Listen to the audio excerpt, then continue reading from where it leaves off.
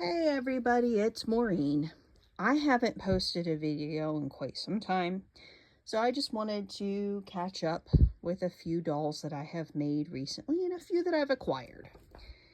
So, our little doll friends, which are about these girls are 9 inches, she's 10 inches. These are actually dolls that are Avon porcelain dolls. So, a long time ago, I would say probably the 70s and 80s, Avon did series of porcelain dolls, and they would do some themes. Like our little friend right here was normally dressed in purple. She was a Rapunzel doll. The one in the middle was supposed to be the Southern Belle, who ended up, having a fluffy dress and a straw hat kind of thing. And then she was a medieval lady doll. Well, I happened to locate these three undressed on eBay, and I was like, well, gee, I've been wanting to do some small doll friends, so small doll friends we made. So all three of them are using this same great lace trim, which is also being used for their ruffs and their cuffs. I was able to make a little hair bag decoration for our lady friend here. I did a silk underskirt, and then of course your typical Renaissance style dress with hanging sleeves. For our lady here in the middle, because she's sculpted instead of having a wig and her hair is down around her neck, wearing a close fitted neck ruff wasn't going to work. So in this case I did an open style neckline with a ruffled edge, which was definitely used within period. Did another kind of hanging sleeve, same sorts of trim. I did an underskirt as well of silk for her. And then our friend here, I was running out of this, gorgeous lace. So I just did a simpler version of the trim, went up and down around the front, did the neck ruffs and everything, and did hanging sleeves as well, but they're just undecorated. But it creates a nice different look, so not everybody's perfectly the same. There's some variances. And then our Dolly friend over here behind them actually is a Cinderella Franklin Mint doll that I acquired. I just absolutely love her necklaces, the decorations in her hair. She did not have a box that she came with, and she actually didn't have her shoes. I did find some shoes that fit her to at least do that. But yeah, really gorgeous. Her head can be posed. Some of the Franklin Mint dolls do have stationary expressions or stationary heads and shoulders. In her case, it's posable. These guys have stationary heads and shoulders, like you can't turn their little heads. So this is one that I had acquired actually through Facebook Marketplace. So this is another Franklin Mint doll, but she is a angel doll. So we've got these gorgeous ceramic wings, and this is her original outfit. I didn't do any real changes. She does have a little doll friend here that I made. A little doll friend was sent to me by a fellow SCA person, and I went ahead and dressed said doll friend in some ribbon trim. So that is Seraphina, our doll friend. This is a Danbury Mint doll, and this one is actually one that I acquired locally through a thrift store, antique store. She's a Cinderella doll and actually comes with this beautiful glass slipper. It's just absolutely gorgeous. Now she actually does have little silver slippers on underneath. Really just a very pretty doll. Has the earrings that go with the necklace. Just lovely as is. So I didn't really want to change her outfit or anything. If I did anything different with her, I might actually add some tulle underneath to fill out the skirt a little bit. But other than that, I mean, she's really just a stunning doll as is, and I wouldn't want to mess with that. Look at the hair decoration. Like, Danbury Mint did a great job with this doll. Really just stunning. She actually came with paperwork. When she was new, she was about $300, and the vendor was trying to actually sell her for about $50. Because unfortunately, dolls don't seem to really keep their value secondhand so much. And she wasn't in her original box, and she actually does have some damage on one of her legs, which I repaired.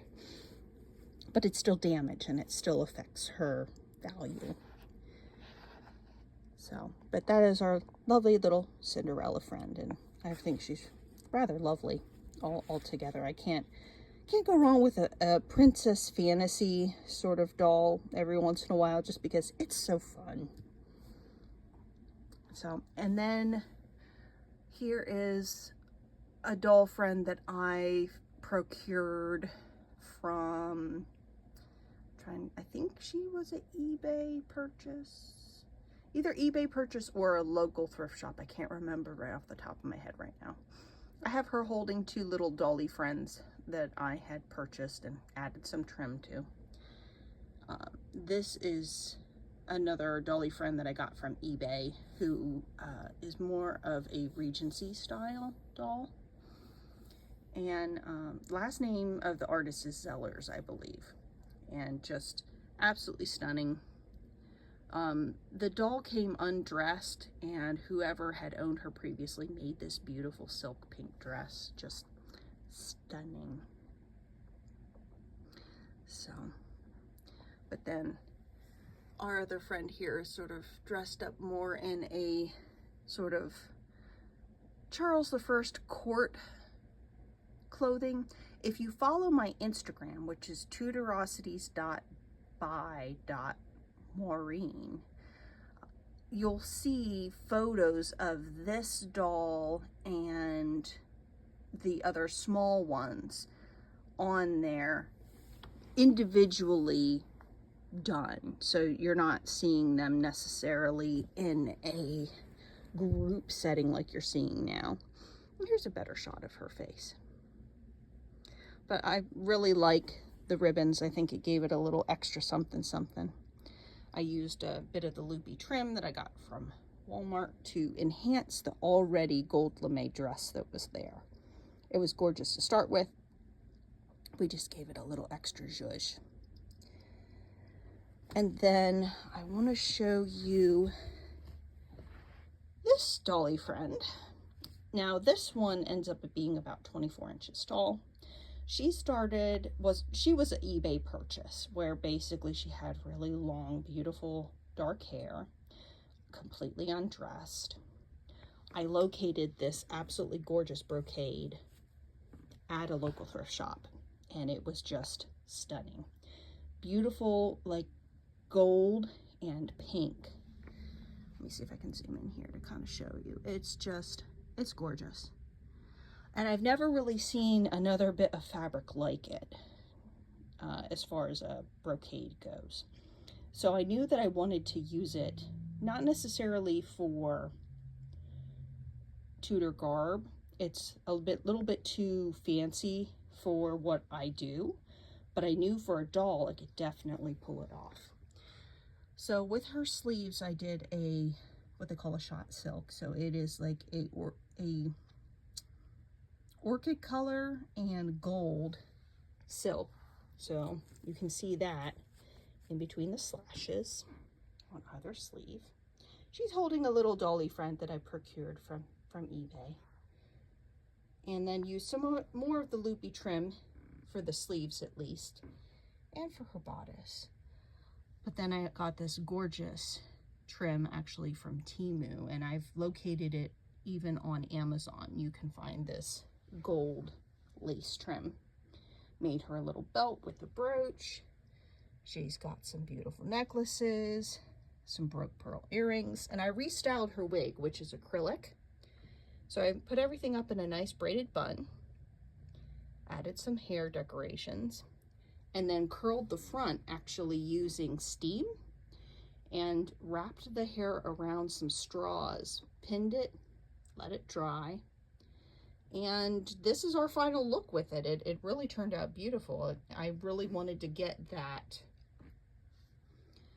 curly fronted style that was popular in Cavalier time frame. So that's what our goal here was basically making a very voluminous, and I mean, the dress is quite voluminous. It's a little bit squished right now because there's dollies everywhere, but a very voluminous court style dress. She's also on my Instagram page. There's some really great pictures of her if you wanted to see the in progress photos as well as the finished photos.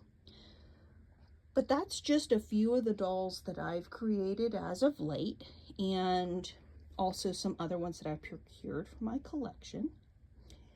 If you like this kind of content, please consider liking and subscribing. I do my best to upload once monthly, and we have Dolly fun here on this channel. And I will see you all in my next video. Take care. Bye for now.